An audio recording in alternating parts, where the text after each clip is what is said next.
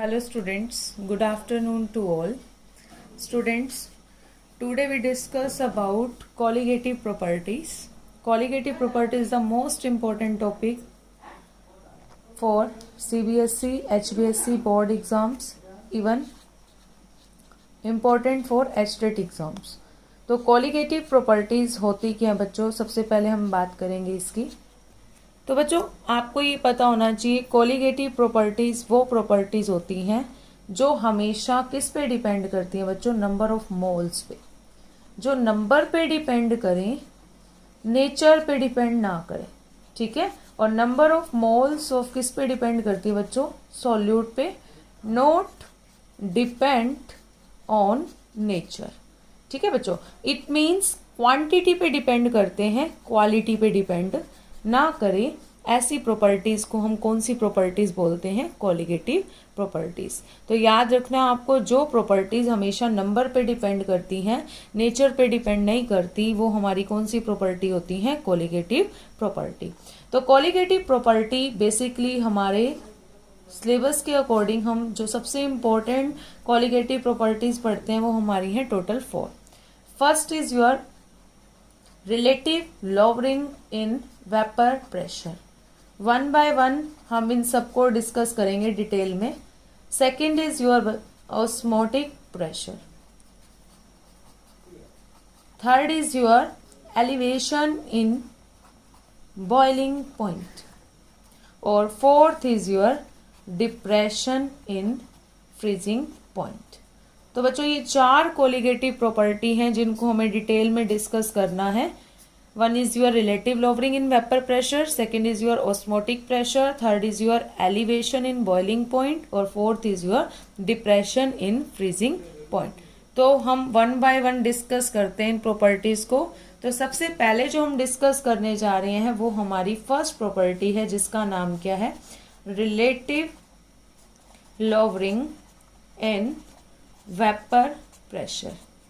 तो इसको पढ़ने से पहले आपको थोड़ा सा आइडिया होना चाहिए। एक साइंटिस्ट था बच्चों हमारा FM रोल्ट, ठीक है बच्चों। एक बहुत इंपॉर्टेंट साइंटिस्ट है फिजिकल केमिस्ट्री में जिसका नाम क्या है? FM Raoult. और FM रोल्ट ने अपने 2 लॉज दिए थे। एक तो था बच्चों आपका वोलेटाइल सॉल्यूट्स के लिए और एक आपका था नॉन वोलेटाइल सॉल्यूट के लिए, ठीक है। तो वोलेटाइल का मीनिंग हमें जैसे पता है, दैट कन्वर्ट इनटू वेपर्स। जो अपने वेपर्स बना सकते हैं वो हमारे कौन से होते हैं बच्चों? वोलेटाइल। और जो वेपर्स नहीं बना सकते वो हमारे क्या होते हैं? Non volatile in nature. जैसे नाम से इंडिकेट कर रहा है बच्चों आपके कि वोलेटाइल सॉल्यूट मतलब अपने वेपर्स बना रहे हैं। और जो स्पीसीज अपने वेपर्स बनाती है बच्चों, वेपर्स जितने ज्यादा होंगे उतना ज्यादा क्या होगा? Vapour pressure. तो ये वाला कंसेप्ट तो क्या कह रहा है? वेपर प्रेशर इंक्रीज होगा। और अपनी हेडिंग पढ़िए, relative lowering in vapour pressure. ये इंडिकेट कर रहा है कि वेपर प्रेशर क्या होना चाहिए? डिक्रीज होना चाहिए। तो ऑलवेज याद रखना, जो हमारा रोल्ट का लो था किसके लिए? नॉन वोलेटाइल सॉल्यूट के लिए, वो आपको यहाँ पे अप्लाई करना है। और यहाँ पे उसको अप्लाई करके आपको ये बताना है कि कैसे काम करेगा फर्स्ट कोलिगेटिव प्रॉपर्टी को मेजर करने में। तो Raoult's law for non volatile solute आपकी हेल्प करेगा फर्स्ट कोलिगेटिव प्रॉपर्टी को सोल्व करने में। तो रोल्ट ने ये कहा था बच्चों कि मान लीजिए आपके पास एक कंटेनर है, इस कंटेनर में आपका सोलवेंट है, ठीक है। और वो अपने क्या बना रहा है? वेपर्स बना रहा है। और उसकी वजह से क्या भी आ रहा है? आपका वेपर प्रेशर। लेकिन आपने क्या किया? अब आपने ऊपर से क्या ऐड कर दिया बच्चों? इस सॉल्वेंट के अंदर ऐड कर दिया नॉन वोलेटाइल सॉल्यूट। तो जैसे ही आपने इसमें सॉल्यूट ऐड किया तो आपका सॉल्वेंट और सॉल्यूट मिलकर क्या बना रहे हैं? सॉल्यूशन। और नॉन वोलेटाइल था तो इसका मतलब उसने वेपर्स का नंबर क्या कर दिया? कम। तो जिसकी वजह से यहाँ वेपर ज्यादा बन रहे थे और यहाँ वेपर क्या हो रहे थे? कम। तो इट मीन्स क्या आई है? वेपर प्रेशर में लोवरिंग आई है।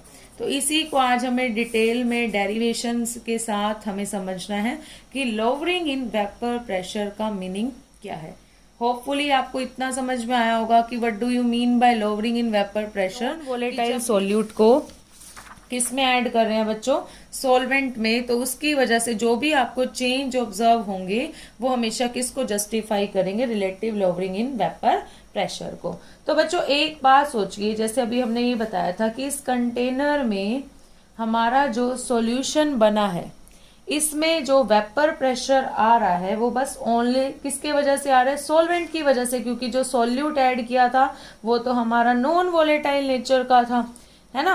तो इसीलिए बच्चों अगर इस ओवरऑल सॉल्यूशन का वेपर प्रेशर निकालोगे तो वो हमेशा किस पे डिपेंड करेगा, इसी के सॉल्वेंट के मोल फ्रैक्शन और इसी सॉल्वेंट के वेपर प्रेशर के जब वो प्योर स्टेट में प्रेजेंट था। ये बहुत इंपॉर्टेंट चीज है। पीएस रिप्रेजेंट कर रहा है आपको vapour pressure of solution, x1 है बच्चों आपका मोल फ्रैक्शन ऑफ सॉल्वेंट और पी नोट है बच्चों, नोट वर्ड जहां है ना वो प्योर स्टेट के लिए यूज किया जाता है, vapour pressure of pure solvent. It means जब उसमें सॉल्यूट ऐड नहीं किया गया था उस टाइम पे उसका वेपर प्रेशर क्या था, वो इसी से ही रिप्रेजेंट करेंगे। तो आपको समझ में आ गया कि वेपर प्रेशर सॉल्यूशन का किस पे डिपेंड कर रहा है, डायरेक्टली सॉल्वेंट पे। तो सॉल्वेंट के मोल फ्रैक्शन और जब सॉल्वेंट प्योर फॉर्म में था तब उसका वेपर प्रेशर क्या था, उस पे डिपेंड कर रहा था। तो हमारे पास इक्वेशन क्या आई है, PS is equal to x1 into P nought. अब बच्चों आपको क्या करना है, प्रेशर वाली टर्म को आपको एक तरफ कर देना है, तो पीएस डिवाइड में P note is equal to क्या आ गया बच्चों आपका x1। अब आपको जस्ट क्या करना है, दोनों तरफ 1 सब्सट्रैक्ट कर देना है, क्योंकि हमें पता है जैसे अगर हम दोनों तरफ इक्वल यूज करके सब्सट्रैक्शन करते हैं तो कोई फर्क नहीं पड़ता। तो हमने क्या किया, इधर भी 1 से सब्सट्रैक्ट कर दिया, इधर भी 1 से सब्सट्रैक्ट कर दिया। तो आप इसका एलसीएम ले लेना बच्चों, तो आपका क्या बनेगा, P naught minus P S divide में P note is equal to 1 minus x1। अब आपने पढ़ रखा है x1 is the mole fraction of solvent, तो इसको आप कैसे लिख सकते हो, N1 डिवाइड में N1 प्लस N2। ये मोल फ्रैक्शन का फॉर्मूला होता है बच्चों आपका number of moles of solvent divide में number of moles of solvent plus number of moles of solute. तो N1 क्या है हमारा, number of moles of solvent, N2 क्या है, number of moles of solute. Clear. तो x1 की जगह पुट कर दो आप P naught minus P S divide में P note is equal to 1 minus x1 की जगह क्या पुट कर दोगे, N1 bye N1 plus N2। अब देखो बच्चों अगर इसको भी आप थोड़ा सा सिंप्लीफाई कर दो, एलसीएम ओवरऑल ले लो, तो आपके पास क्या आ जाएगा, N1 plus N2 minus N1 by N2, N1 plus N2 sorry. अब देखो बच्चों ये आपका प्लस की टर्म, ये आपकी माइनस की, तो कट जाएगी। तो आपके पास लास्टली क्या आ जाएगा, P naught minus P S divide में P note is equal to N2 by N1 plus N2।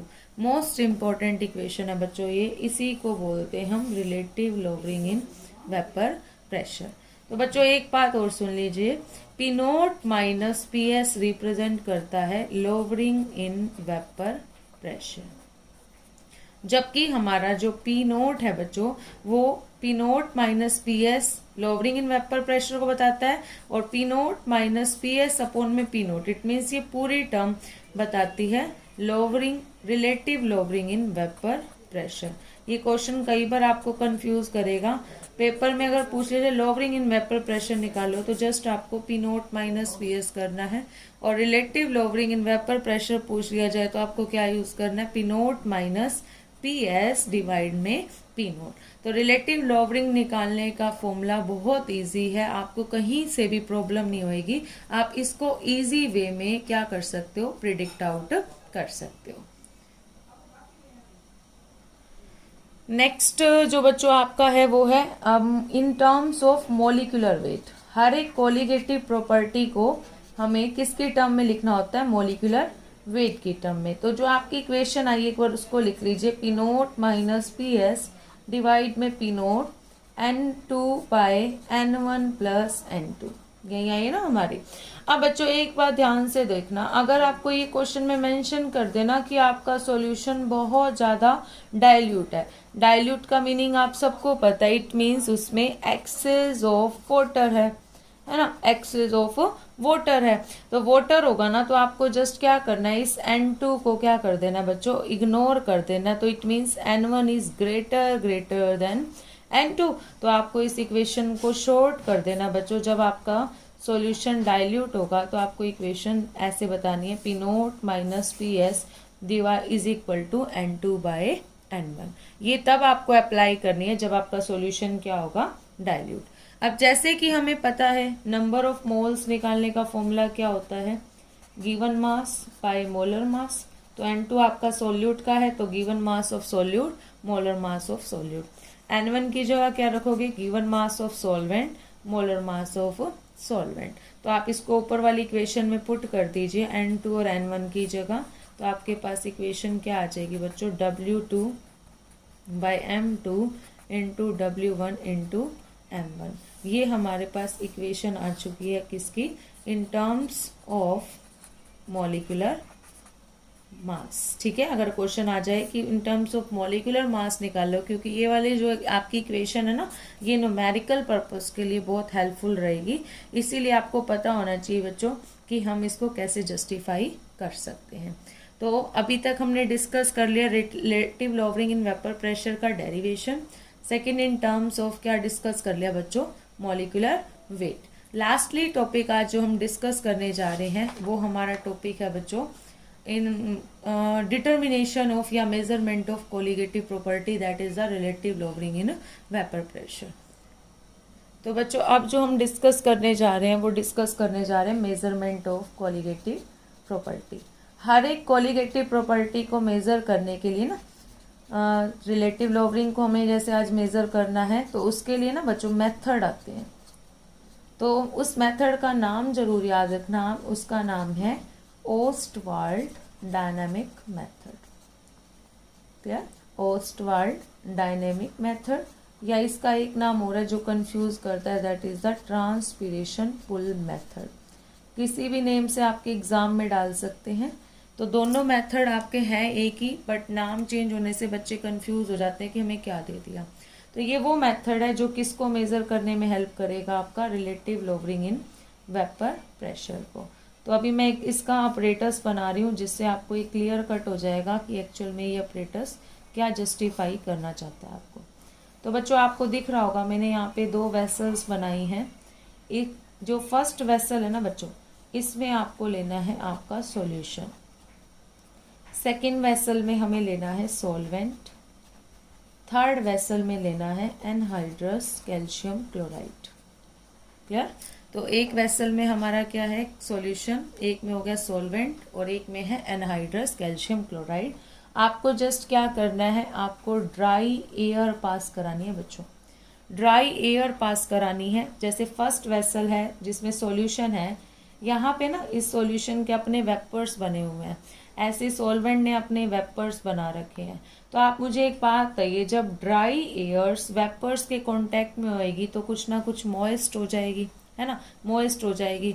अगर ये एयर मॉइस्ट होएगी इट मीन्स इसने वेपर्स एब्जॉर्ब किए हैं, वेपर्स एब्जॉर्ब किए हैं। तो इसका मतलब क्या है बच्चों, इस जो ये सॉल्यूशन है ना, इसका कहीं ना कहीं क्या लॉस हुआ है, वेट लॉस, क्योंकि वो वेपर्स ले रही है इसके, है ना। तो इसीलिए बच्चों याद रखना, जब भी आपका ये आपको याद रखना है, जो इस सॉल्यूशन का वेट लॉस हुआ है ना, वो किसके डायरेक्टली प्रोपोर्शनल है, इसी सॉल्यूशन के वेपर प्रेशर के, क्योंकि जितने वेपर्स बनाएगा उतने ज्यादा वो एब्जॉर्ब करेगी। तो इसको आपको इक्वेशन बोल देनी है 1।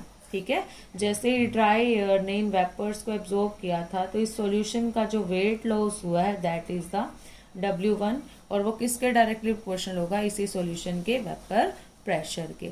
अब क्या होगा, जब ये ड्राई एयर यहाँ से कुछ अमाउंट वेपर्स लेकर आगे जाएगी सेकेंड बल्ब में, सॉल्वेंट बल्ब में, तो वहां से भी वो कुछ ना कुछ क्या करेगी, लेगी वेपर्स। तो वो हमने मान लिया इसका जो वेट लॉस होगा वो W2 होगा। और एक बात याद रखना, यहाँ का जो वेट लॉस होगा वो किसके इक्वल होगा, P0 माइनस PS।